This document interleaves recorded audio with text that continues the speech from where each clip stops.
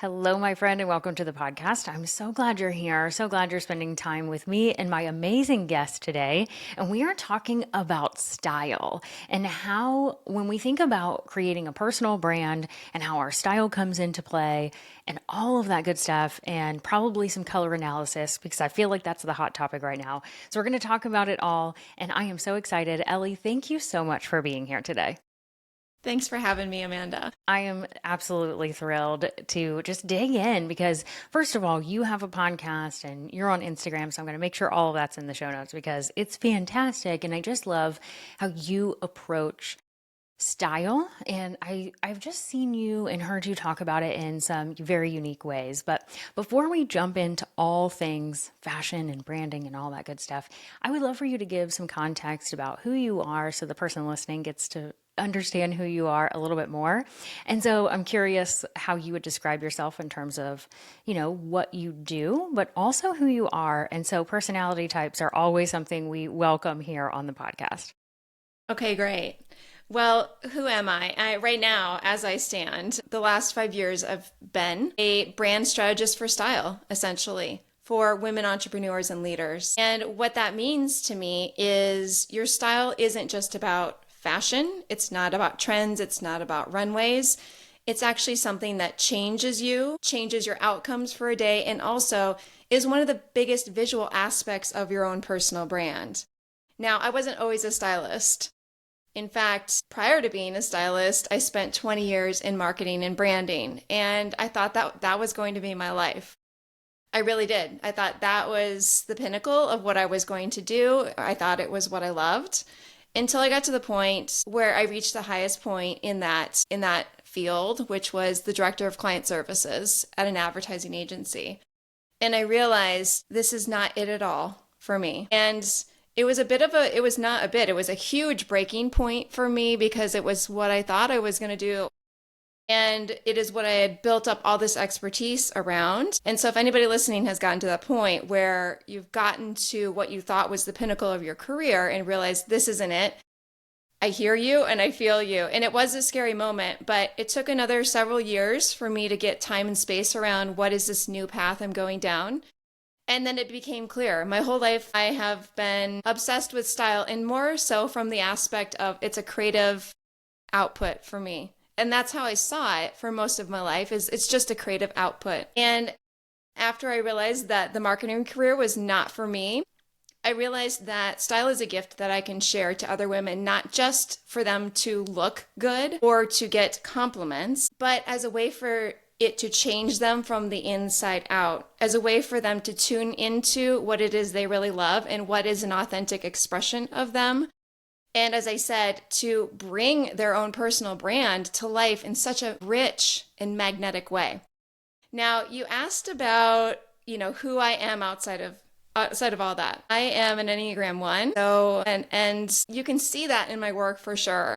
I'm someone who's extremely, pays attention to detail. And so when I'm working with my clients, that's really, really important to me. But I'm also someone who is wanting to constantly improve, which sometimes drives me absolutely crazy from my own standpoint. But I think that is what drives me in working with my clients is I know I can see that potential and I can see what's inside them. And I just so badly want them to start letting it shine for all the rest of the world to see as well. As far as other assessments in human design, I'm a generator. And I know I've taken many other tests, but those are the two that I follow most closely. Thank you so much for sharing. I love that. And I think, like I was saying before we hit record, that I think it's such an interesting thing to ask about personality type because it gives the person listening a unique, like a quick glimpse. We know that Enneagram 1, you don't check all the boxes of the bullet point list, right? Like we understand that. Same thing with being a generator and any other test that you take, but it does give you us all some context, so thank you for sharing that and how it shows up in our work.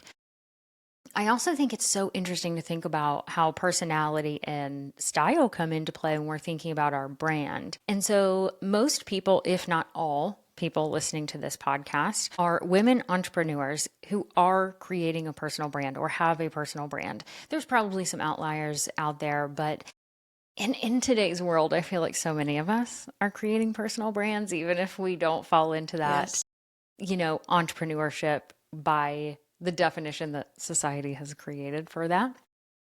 I think that idea of a personal brand and thinking about how style connects to it is interesting. And so I don't know. I'm just thinking maybe my first question would be to the person who doesn't even think that their personal style of like what they wear on their body is connected to their personal brand. How would you help that person see that it actually is connected? Yeah, that's a great question. So, where I would start is I want you to think about any other brand that you love. And that can be anything from like Target to Apple. And we all know that their voice is very strong. The message is really strong. The content is always easily identifiable. Now imagine if Target showed up one day and they were red, and then the other day they showed up and it was neon green, and it was just all over the map. And I don't think we realize how much visuals, or Apple, when you walk into a store, every single aspect of the way the store is designed, clean, sleek, modern, even how when the package arrives at your home, I've heard even just how like it sounds when you pull things out is all part of the experience. So I think when we become entrepreneurs and we become personal brands, sometimes I feel like it's harder to get on board with this idea, even if we know that from a branding standpoint, the visuals are important. When we become the brand, it's harder to think of ourselves as needing all those aspects as well. And I think the style piece in particular is really vulnerable because it is the most visible. And especially when I'm working with women starting out and I'm challenging them on what would be a visual representation of your brand? And I start to learn about their brand and their content and their message. And I'm thinking, wow, this is a message that really cuts through the clutter. And then I see what they're wearing to a typical keynote or they're wearing to a typical Zoom meeting. And I'm saying, do you see there's a disconnect here? I see you holding back from a visual standpoint, and it's almost as if there's two people coming out of you. There's one that is this strong, cutting through the clutter message and bold, and it's very identifiable. And then you've got this other completely different version of you that is showing up on the visual side. And I think when we identify that, it's a light bulb moment because it's when you're running your own business, there's so many things to be thinking about, right? Mm-hmm. And everything from your marketing strategy to your services to your pricing to your team. And I mean, tons of decisions. And it feels like it's pretty exhausting. And by the time you get to the point of picking out an outfit, you're kind of tapped out. Like, 100%. yeah, I know I need to show up in a professional way. I need to show up and look good, but like to really think about how that might actually align with what you've created already feels like a pretty big challenge, which is why it's so fun for me to help women do this because it's just at a point where either it's past their capacity or skill set, or they just haven't had the time to really look at it. But I would say the other big theme I see here, Amanda, is when I was working and consulting with Fortune 500 companies and small businesses and everything in between, never once did they ask me, hey, Ellie, I need to know how to look more like my competitors. You know, how can I sound like them, look like them, do exactly? No, that was never the question. The question was always, I need to be differentiated. And this idea, again, when we apply it to ourselves as a personal brand, hey, Amanda, now that you are a business owner, I need you to be able to stand out and to differentiate. I don't need you to blend in and look like all the other coaches out there. And it feels vulnerable. So this idea of we don't actually want to blend in, that works against us, that works against our business and our personal brand. We actually want to have the goal of standing out. And that includes not just in our message, but also visually.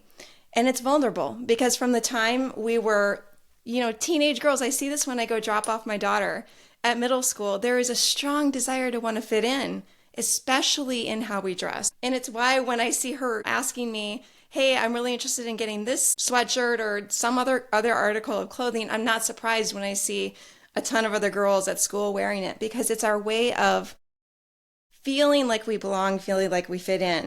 However, that is great to a certain point, but when you're building a personal brand, that no longer becomes the goal. Can we learn how to fit in? Yes, in other ways. But we do need to have markers that say, hey, this is me. This is what I uniquely bring to the world. And we might be doing that in our content, in our messaging, but maybe we aren't thinking about how that could then be represented on the visual side too.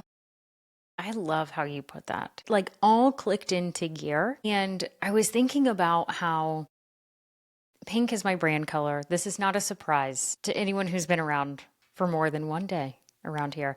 And it's always been, there's a very consistent feel. And I too came from the marketing world. So I feel like I had a little bit of that advantage coming into being an entrepreneur. I was like, I definitely know that I want, from a visual standpoint, to choose a color or colors that fit me because I know I'm going into this personal brand thing. And selfishly, something that I could wear and look good in because I knew, That's right. okay, I'm going to have to probably wear this color. And so pink was very intentional. And now, anytime that I speak, I wear some article of clothing that is pink. And it's not by accident. Someone even asked me that the last time I was speaking. They were like, I don't know if you did this on purpose, but that pink. And I was thinking, yeah, I did that on purpose because no other speaker is wearing pink at that event, right? Sometimes when I go to an all-female event, there's more pink that's happening. But if I'm speaking at a corporate event or some type of small something or other where there's a handful of us speakers or something, chances are I'm the only one in bright pink. And I stand out. And I don't do it to be like, hey, look at me. Because I think that's how it can feel sometimes when we say those phrases of like standing out. But I want to be remembered. And I want to be remembered for not just the color pink, although that's what people do remember, but they also remember my kindness and other things as well.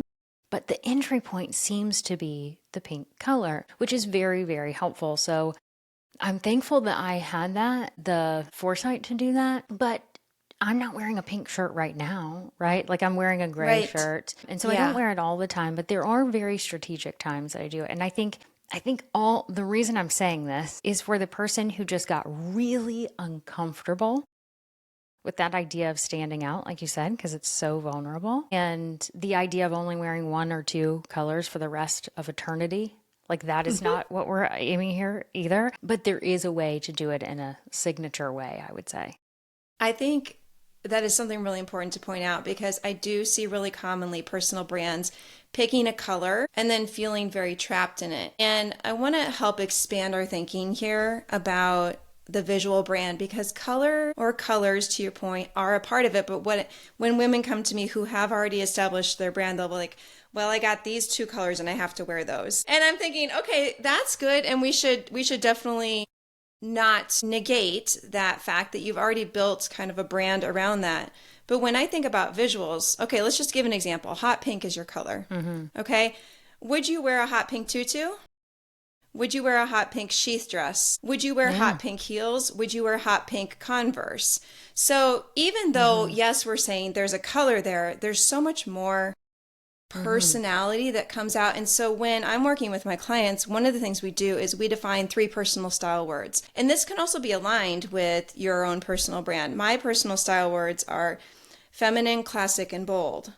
And so you can imagine the number of different ways that can be parlayed into my personal brand. It doesn't mean that I always have to show up in burgundy. Burgundy happens to be my power color, what I define as a power color. Thank you.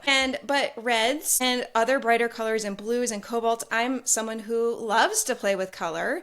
And so, yes, I want to use color, but I also want to use silhouettes and textures, and it's the whole visual package all put together. And I think sometimes color just seems like the easiest thing for us to grab onto.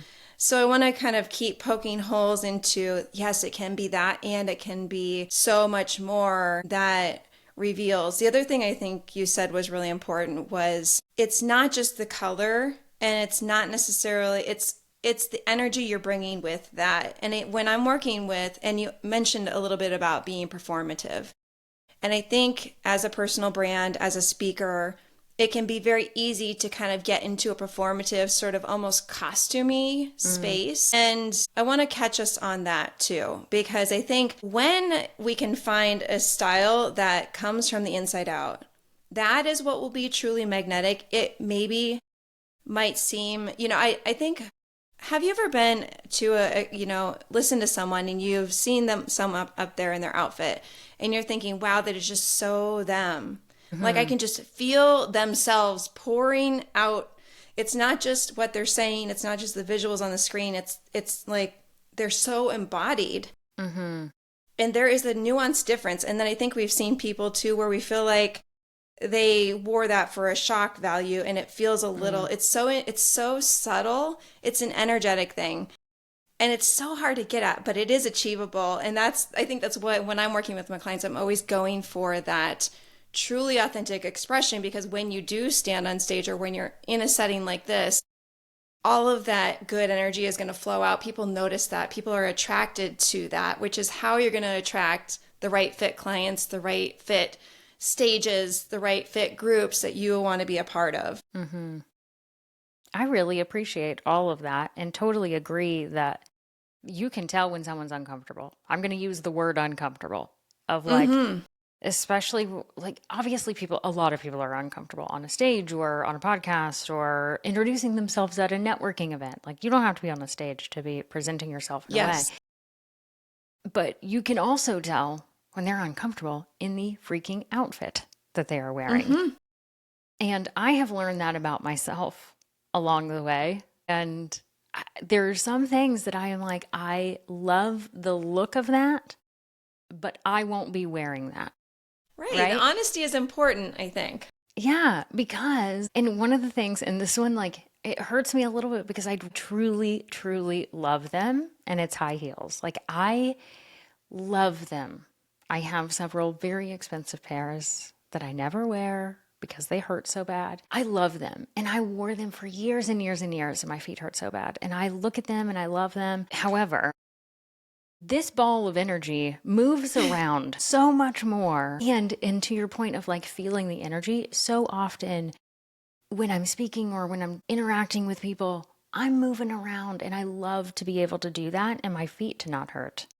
And so while I'll wear heels to dinner or something like that, like I've just realized like and it took me a little bit to really be okay with like, I can show up and be such, I hope, a great, powerful speaker that impacts lives in really cute flats. Yeah. I can do that. I can deliver the same message and probably more effectively. Yeah.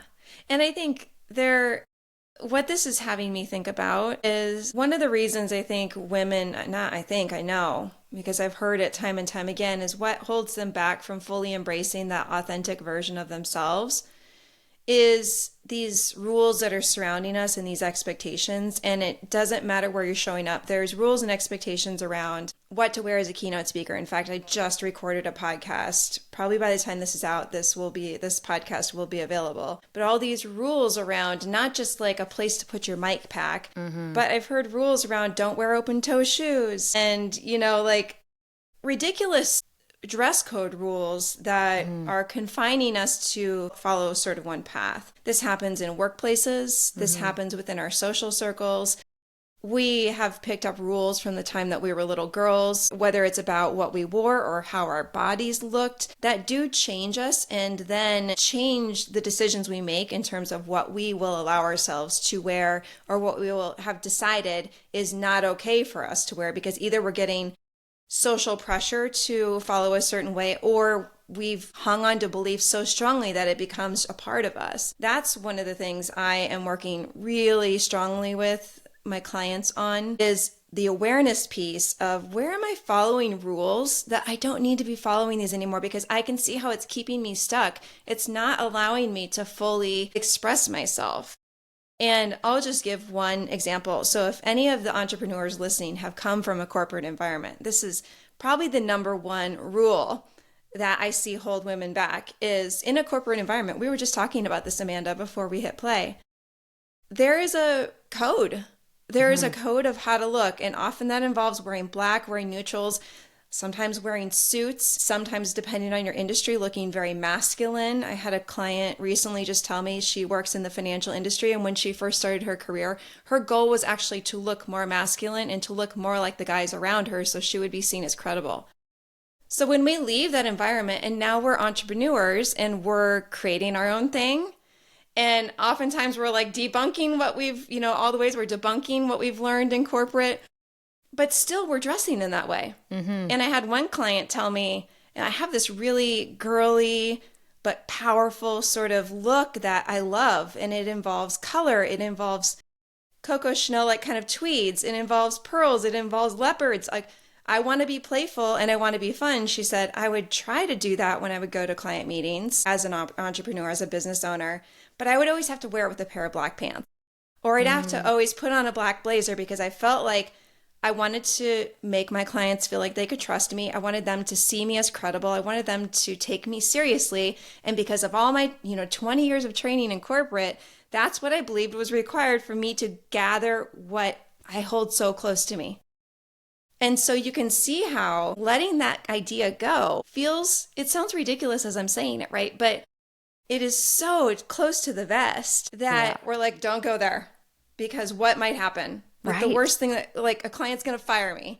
I show up wearing a flowery dress and they're like, she's clearly not taking this seriously. So what I'm helping women understand is, one, just let's be aware of where we're holding on to rules that we don't need to be holding on to. And two, how can we rewrite the script for ourselves? Because how many women have you seen wearing color, wearing print, that do look credible, that do look professional, that do look like they can be taken seriously? It's not one or the other. So whatever it is that's inside of you, we believe, oh, maybe don't let it out too much because that's probably going to work against me. But in every single one of my clients where we've worked through these rules, they don't find that letting go of these rules, everything goes to hell in a handbasket. Right. Actually, things start working in their favor because it's the weight off their shoulders. It's the letting go of things in their closet that they've kept because they should, or they felt like they had to. The more you can come back to yourself, the more authentically you show up in those interactions, and people can see that. Absolutely. I think all of that was just so good. But the thing that I'm like really gravitating towards, and I think I just want to reiterate for everyone listening, is that piece of credibility. And especially when we are new in being an entrepreneur, we're trying to build the credibility where we technically had none because people don't know us yet, right? And we're trying to build that credibility of I am a financial analyst, or I am a bookkeeper, I am a coach, I am blah, blah, blah, whatever it is. You're trying to build that credibility. And so therefore, I think that's when we can easily slip into, well, I looked up all my competitors online and that's what they look like. So my website needs to look the same. And I probably need to present myself in that way too.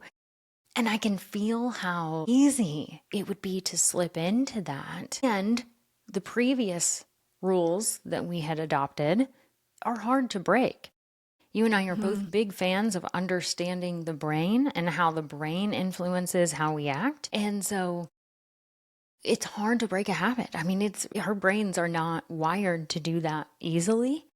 And so I think style can be a habit too, I would guess. Yeah. Oh, for sure. And what I'm thinking about, I'll share a really, a vulnerable story that when I started working, I started working more with C-suite level women. And I went through this period several years ago where I thought, okay, and I hear this echoed a lot from a lot of my clients who are business owners that are then working with a certain level of client. And they'll say, I feel like I need to match the level of my client. And having spent 20 years in client service at an ad agency where I was meeting with clients in all different realms, everything from very formal environments to very not formal environments, it was hammered in my head, dress to the level of your... So what? You become a chameleon, right? Oh. You become a chameleon to whatever your client looks like, and it's all to make everybody comfortable, right? And I found myself doing this. When I started working with these C-suite clients, I thought, oh, well, I probably better dress like a C-suite woman, and I better be buying the brands that a C-suite woman would be buying. Otherwise, what am I? How am I of value to them? And I don't remember how much time had passed, but I had this aha moment of, that is exactly not why they're hiring me. So what am I doing here? Why am I striving to be this version that is not me? I'm here to bring out their best self. I'm also here to bring out my best self. That's my job. And if I can model it, then certainly I can do that for other women too and give them the courage and bravery to do that for themselves. But I just want to have everybody listening know how easily you can fall into that trap. And you said it so well, Amanda. Because when we first start, we just want everything to go right and we don't want to rock the Gosh. boat. Yes. And we're just hoping and praying every day of like, let's just make it through today without another tech glitch or without another mean email coming in or no emails coming in or no sales coming in. It's like all the feelings. I've said this many times on the podcast and I'm sure you feel it too. Is like, as soon as you become an entrepreneur, it's like, I hope you're ready to learn about yourself because you're about to. The biggest personal development journey I've ever been on in my entire life, but it's good because it really does require you to come back into yourself. So if you're willing to do the work, it really is a great outcome if you can just open yourself to it. I completely agree. So one thing I want to ask you about, speaking about rules, okay? I'm about to talk about colors because I think that this is really important. And I have said this sentence to you, but I'm going to say it out loud on this podcast to you. I have a love-hate relationship with seasonal colors. I can see the beauty in it. When you see someone go from, I was wearing this color and now I'm wearing this color and it's so, you can see it, right? I love that. And I love that I know certain colors look better on me than others. And I also feel like some people, including myself, can feel trapped once you're like, well, I can only wear these colors and I can never wear these other colors. So I'm curious from your standpoint, how do you feel about this? I have a love-hate relationship as well. And I want so we all are there. Right here. Maybe we're all there. I just want everyone to know though, just as a base understanding, I do color analysis with my clients and I work with a third party and I believe there is value in understanding at least a baseline. Because maybe it might be something you're grappling with, and it might produce an aha moment. And I know when I had a very strong opinion about colors before I had my colors done. And I'm someone who likes to play with colors. So it actually ended up giving me permission to play a little bit more. But I think where it got sticky for me is when I had my colors done, I thought, but wait a second. I have certain colors that I really, really love. And I love incorporating into my style because it makes me feel like me.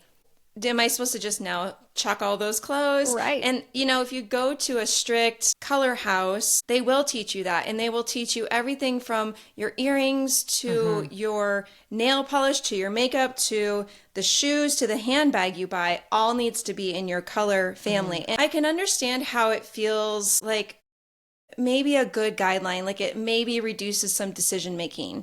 But where I think from a personal branding standpoint and just an authenticity standpoint, where I think it misses the boat is then our opinions are taken out of the matter completely.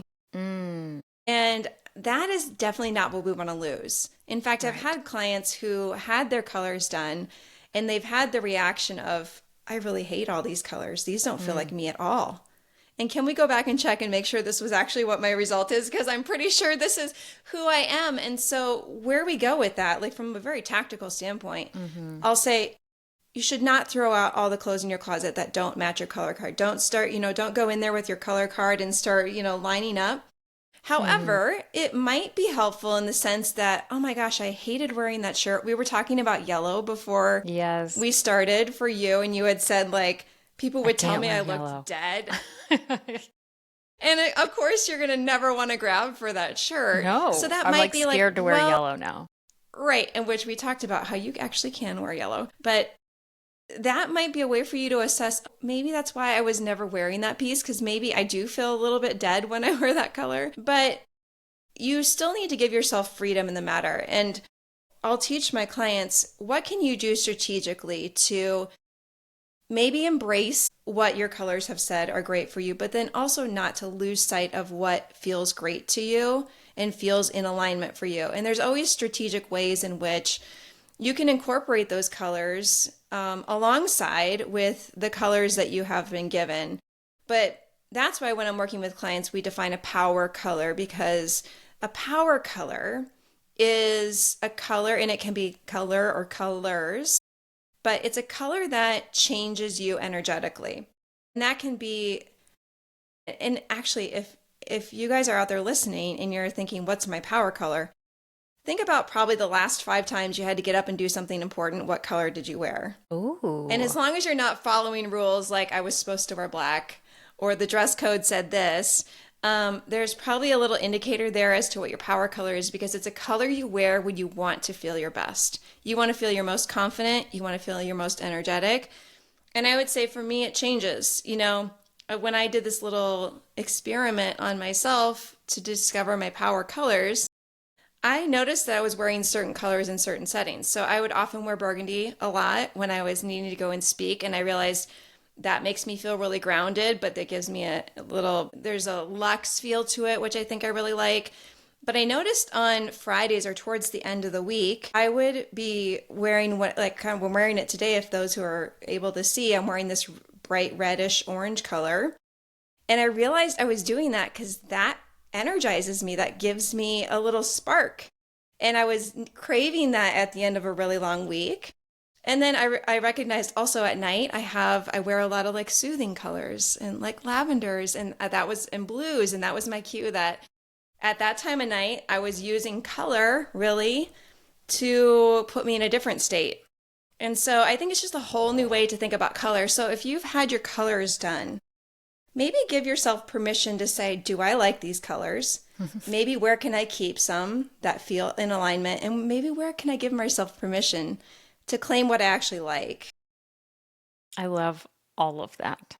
I'm on the same wavelength as you, but with now more information because I had never thought about the power color idea, which I really love. And I think it's so interesting to think about patterns, not like a pattern on a piece of clothing, but the pattern of how we wear things. Like you were saying, like neutrals at night to like calm down. Yeah.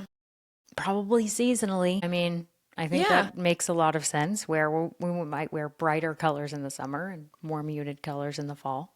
That makes more sense. But really recognizing those patterns of how we feel, I think is so, so interesting, and discovering that power color or colors is very interesting. And speaking of yellow was one of mine too. I really, since I'm a warm tone, I lean in more to the mustard zone. Mm-hmm. And I do really love wearing those kind of like marigold colors. I noticed that I would wear those a lot in networking settings because it made me feel more social. And I'm someone who's highly introverted. And so it changed me. It's really interesting. So I'd be curious to know what listeners, you can reach out to me on Instagram. I love hearing from you. If you're like, hey, I did this experiment and this is what I discovered, I would love to hear from you. Right. And that's what I was thinking is like, I always like to give people a next step. And I wrote it down as you were saying. I think the experiment to find your power color is the thing to take away with today. Do you agree?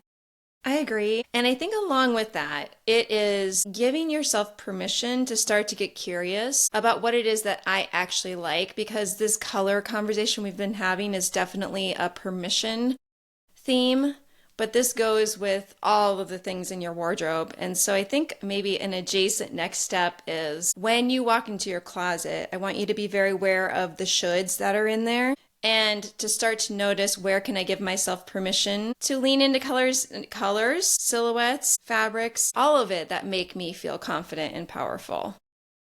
So I love color it. And the rest of it. And I agree. If you're feeling inspired, I would say go to your closet right now, because that's the moment when you're feeling courageous. Yeah.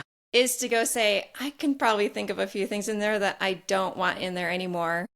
And do it now, because when you're feeling good, that's the moment to do it. I think I'm going to do it. I've got some time after this interview, and I really am thinking about this because I'm feeling invigorated of like, okay, and there's things in my closet that have been in there for too dang long that I have not worn. And I know this. And I'm about to go to an event that is collecting clothes for people, and collecting clothes. And I can take it. I can take it on Saturday and feel great about dropping it off. Perfect. So I'm going to do that. And if people today. are listening and they're feeling courageous, but then they're also thinking, yeah, but what if I might need this? What if that one thing comes up where I might need that? Because I find that's often why we'll hold on to things. Yes. Like for the once in every 5-year time when we need something. Here's my suggestion. Go now while you feel courageous and put those things in a storage container or put them in another room. Just put them out of sight, out of mind. And so it's there kind of, but on a day-to-day basis, when you walk into your closet, you really won't be seeing it. And I just want you to go for a month or so and say, did I miss it? Did I think about it once? And if you were like, actually, I really did want that one thing that I put away in storage, well, maybe it deserves a space in your closet. But if you kind of forgot about it and you lived life and everything was fine, it's probably your sign that then that can move to a donation center, or it can move to selling it on Poshmark or whatever you decide you want to do with it.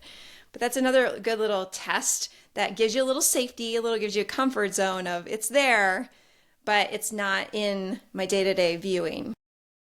Love that idea of there's a backup for those who are feeling a little less Impassioned. willing to let it go. And I'm like clearly on the path of like, I'm just going to be done with it. And that's we all okay have too. those seasons.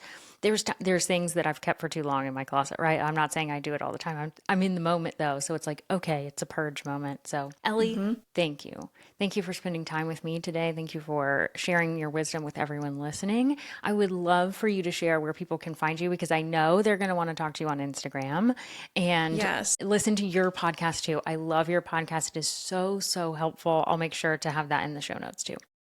Well, thank you. Those are two great places to start. So on Instagram, I'm at style.decoded. And yeah, send me a message. I have no bots or anybody that responds in my messages, so you'll hear directly from me.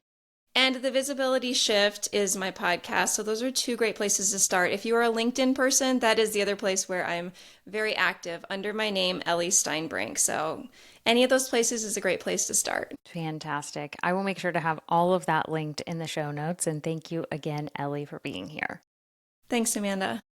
And for everyone listening, make sure to take that next step of looking at and discovering your power color and styles and preferences, and really digging into thinking, where am I following rules that maybe I don't need to follow anymore? And just exploring and giving yourself the space to explore, but also permission to let those things go and to change things up. So thank you for spending time with us today, and I'll talk to you next time.